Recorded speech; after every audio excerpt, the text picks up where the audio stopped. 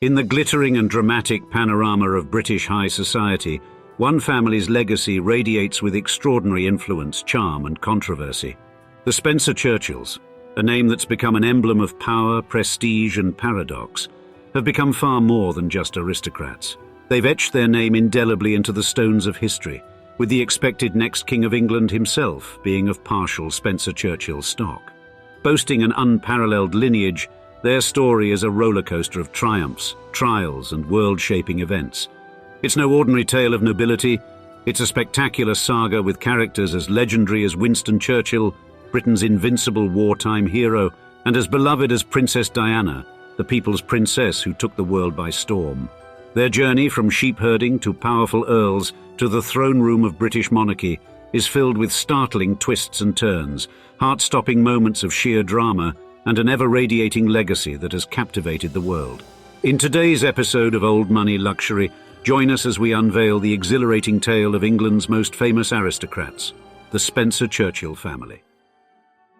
In the pastoral world of 15th century England, amidst the bleating of sheep and the hard-earned sweat of shepherds, emerged a lineage that would shape the course of British high society for centuries to come. This was the Spencer lineage, and at its foundation stood a simple, hard-working sheep farmer, Henry Spencer. Close on Henry's heels was his relative, John Spencer, a practical man who possessed both a head for business and a heart for his flock. By 1469, John had earned a position of responsibility, a trustee in Warwickshire. He further spread his influence by becoming a tenant at Althrup in Northamptonshire in 1486. Enter the stage Sir John Spencer, John's ambitious and industrious nephew. With a keen sense for opportunity, Sir John Spencer first filled his coffers through the lucrative business of livestock trading and commodity exchange.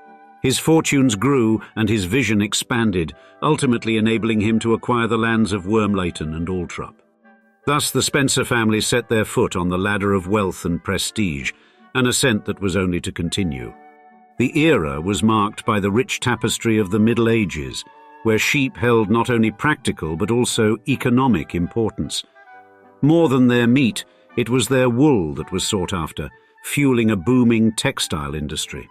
Amidst this demand, the Spencers, with their abundant flocks, found themselves in a position of power. Yet Sir John Spencer was not one to rest on the laurels of just one successful industry. He foresaw the benefits of diversifying, and with strategic brilliance, leveraged his profits to acquire significant expanses of real estate. In 1511, he astutely added the villages of Little Brington and Great Brington, along with the parish church of St. Mary the Virgin, to his estates. Althrup became the Spencers' sanctuary, a home for 19 generations that followed. You see, in the grand scheme of 16th century England, wealth was more than just a cushion of comfort. It was a gilded ticket to social prestige and political influence. For Sir John Spencer, this wealth opened doors previously unimaginable. In 1519, he was knighted by none other than King Henry VIII himself. His death 3 years later saw him buried with honour in the family chapel at Great Brington. As the centuries turned, the Spencer name echoed powerfully through the corridors of the Parliament. Sir Robert Spencer, the grandson of Sir John, stepped into his forefather's shoes, representing Brackley with distinction. Knighted and granted a barony, he was thought to be England's richest man under King James I. The Spencers' rise stirred envy among the old guard, particularly the established Howards. In a heated debate in the House of Peers, Lord Spencer was criticised for his family's humble beginnings. Yet, with an unyielding spirit, Lord Spencer retorted with a sharp jibe about treason, insinuating that humble beginnings could indeed lead to greatness. As the tapestry of the Spencer saga continued to unfurl, their influence and power surged, crystallizing in their rise to becoming the Dukes of Marlborough and Earls Spencer. These titles, steeped in history and prestige, were a glittering testimony to the Spencers' remarkable journey from sheep pastures to the pinnacle of British aristocracy. Amidst this swirling narrative of power and prestige, a particularly vibrant thread stands out: the indomitable Sarah Churchill. Her life, immortalized in the recent silver screen epic, The Favourite, adds a touch of fiery intrigue to the Spencer history. Sarah, born a Churchill, was the wife of John Churchill, the first Duke of Marlborough. In 1817, a significant development would bring the Spencers and Churchills closer together, leading to the confluence of their surnames.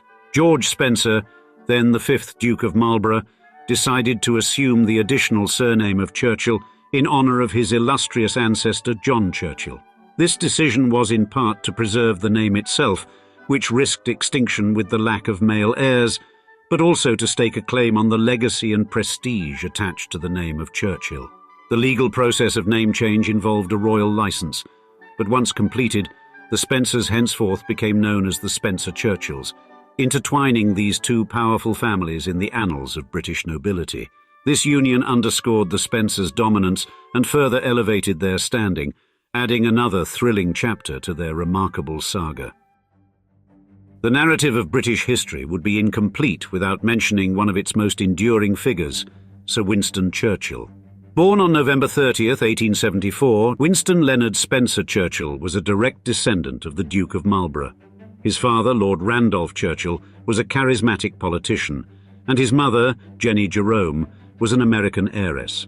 Winston's early life as a Spencer-Churchill shaped him into a man of indomitable spirit, resilience, and remarkable intellect. As a young man in his 20s and 30s, Churchill's life was marked by tremendous highs and devastating lows. He had a somewhat tumultuous military career, served as a war correspondent, and began his political journey as a liberal before defecting to the Conservative Party. He weathered failures and rejections, most notably the Dardanelles disaster during World War I, which nearly spelled the end of his political career. Despite the trials, his indefatigable spirit saw him bounce back each time, affirming the Spencer-Churchill mettle. At the zenith of his career, during the harrowing days of World War II, Churchill's leadership shone the brightest. As Prime Minister, he steered Britain with his inspirational speeches and unbending will, refusing to capitulate to the forces of Nazi Germany. His family life, marked by a stable marriage to Clementine Hosier and fatherhood to 5 children, provided a much-needed counterbalance to his demanding political life. Clementine especially served as a pillar of support, influencing Churchill's decisions and helping him navigate the tumultuous waters of politics and war. Churchill's impact on British society was profound and lasting. His unwavering resolve during World War II bolstered the spirits of a beleaguered nation. His stirring speeches roused the British people to fight and persevere, instilling in them a sense of hope, courage, and national pride. Churchill was not just a statesman, but a prolific writer whose works earned him the Nobel Prize in Literature in 1953. He also played a significant role in shaping post-war international relations, particularly through his Iron Curtain speech, which arguably marked the onset of the Cold War. The legacy of the Spencer-Churchills did not end with Winston. As the pages of history turned, another figure would emerge from this noble lineage, captivating the world with her charm, compassion, and tragic story. This figure was none other than Lady Diana Spencer, who would become the People's Princess, forever embedding the Spencer-Churchill name in the hearts of the British people and the world. Born into the noble Spencer family on July 1, 1961, Lady Diana Frances Spencer, affectionately known as Princess Diana, emerged from the tranquil setting of her family's estate in Sandringham, Norfolk, a harbinger of things to come, as Sandringham is one of the ruling Windsor family's favourite retreats. Her early life and upbringing was steeped in the traditions of the British aristocracy, which laid the foundation for her future role as a royal. One of the more intriguing aspects of Diana's lineage is its intertwining with numerous notable historical figures. Astonishingly, Diana could count the first President of the United States, George Washington, as her 8th cousin, 5 times removed. Moreover, Diana even shared an unexpected familial connection with Audrey Hepburn, the iconic Hollywood actress. The two were distant cousins, connected through Dutch nobility. The values that Diana grew up with, the education she received, and the experiences she had as a child and young woman played an instrumental role in moulding her into the People's Princess. She was educated in England and Switzerland, where she developed an interest in music, dance, and social service. Her mother, Frances Shand Kidd, instilled in Diana a strong sense of empathy and a commitment to charity, which would later become defining features of her public life. While her lineage and upbringing were undeniably influential, it was her fateful meeting with Prince Charles, the heir apparent to the British throne, that would propel Diana Spencer from the aristocratic circles into the global spotlight. The journey from Lady Diana Spencer to Princess Diana was about to begin, forever altering the course of her life and leaving an indelible mark on the history of the British monarchy. Lady Diana Spencer's relationship with Prince Charles was a tale of whirlwind romance, marred by subsequent turmoil. Their courtship began in 1980, when Diana was just 19, and Charles, the Prince of Wales, was 32. Despite their age difference and contrasting personalities, the couple got engaged in February 1981. Their wedding, on July 29, 1981, was a spectacle that caught the imagination of an estimated 750 million people across the globe. The awe-inspiring ceremony at St. Paul's Cathedral, suffused with grandeur, wasn't merely the epitome of a fairy tale wedding. It signified a monumental union that connected the distinguished aristocratic lineage of the Spencer-Churchills with the regal House of Windsor. However, soon the strain between nobility and royalty became apparent despite Diana's noble heritage. Her lineage, though noble and aristocratic, was occasionally belittled in the context of the royal household. Conforming to the rigid protocols and unyielding traditions of the royal family, Diana often found herself under pressure to meet royal standards, despite her blue-blooded ancestry. The Spencer-Churchill family, following Diana's marriage, were thrust into the international spotlight, their every move subject to public scrutiny. This newfound fame, an offshoot of their connection to the royal family, was unlike anything the family had encountered. Yet they maintained their distinct identity and aristocratic standing, continuing to influence British society, successfully straddling their traditional status and their recent royal connection. The tragic demise of Diana in 1997 sent shockwaves through the Spencer-Churchill family and the world. Yet, they demonstrated remarkable resilience amidst the heartbreak. Charles, the 9th Earl Spencer and Diana's younger brother, emerged as a stalwart pillar of support. His poignant eulogy at her funeral underscored the enduring strength and dignity of the Spencer-Churchill lineage. As such, the story of the Spencer-Churchill family continued to bring to life the complex interplay of British aristocracy and royalty. It's a tale that weaves together history, influence, and resilience, a saga that continues to fascinate, offering a rich tapestry of the enduring allure of the British upper echelons. However, as the story of any family saga unfolds, it becomes apparent that aristocrats, like all others, are not immune to human frailty or controversy. The Spencer-Churchill dynasty is no exception. At the forefront is James Spencer-Churchill, the 12th Duke of Marlborough. Throughout much of his life, he was no stranger to scandal, his conduct straying far from the traditional stoicism of the aristocracy. His encounters with the law ranged from a month-long prison sentence for forging prescriptions in 1995 to another 6 months in jail for dangerous driving and criminal damage in 2007.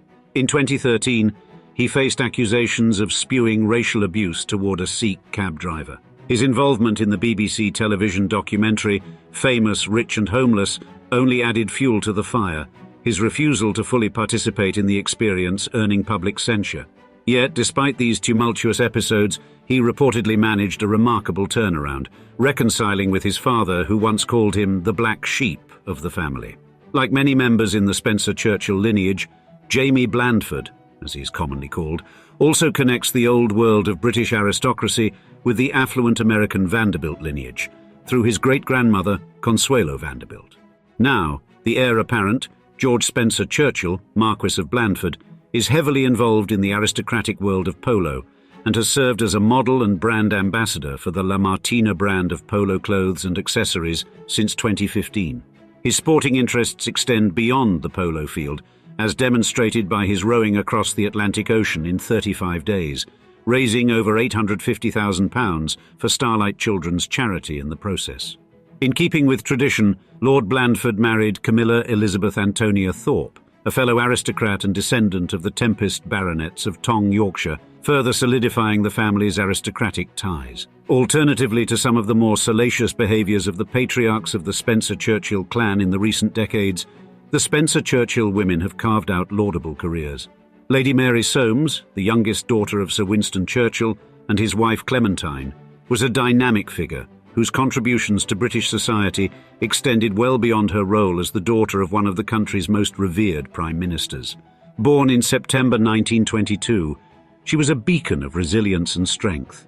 embodying the same spirit that defined her father's leadership during World War II. During her lifetime, she made significant strides in both public service and literature. She served with the Auxiliary Territorial Service during the Second World War, a reflection of her dedication to her country in a period of immense upheaval. Moreover, Lady Soames was an acclaimed author, using her unique insights into British history and her personal experiences as a member of the Churchill family to write several books. Her works include a biography of her mother, Clementine Churchill, and a compilation of her parents' letters and correspondence, providing a valuable and intimate perspective on her family's remarkable history. Known for her grace, intellect, and sense of duty, Lady Soames was recognised with numerous accolades. She was made a Dame Commander of the Order of the British Empire for her public service, particularly for her work with the Royal National Theatre Board and the Churchill Houses Trust.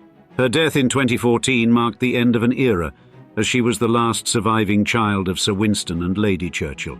Henrietta Spencer-Churchill, the eldest daughter of the 11th Duke of Marlborough, is a prominent figure in the world of interior design. Embracing her family's rich history and artistic heritage, she has leveraged her intuitive sense of style and keen eye for detail to establish two highly successful design companies, Woodstock Designs and Spencer-Churchill Designs. Henrietta's work isn't confined to the British Isles. She has undertaken projects worldwide, spanning from the United States to Russia, showcasing her versatility and adaptability to different cultural aesthetics. Moreover, Henrietta has shared her design expertise and insights into the history of Blenheim Palace, the ancestral home of the Spencer-Churchills, through numerous publications. Arabella Spencer-Churchill, a granddaughter of Sir Winston Churchill, also made a significant impact in her own distinct way.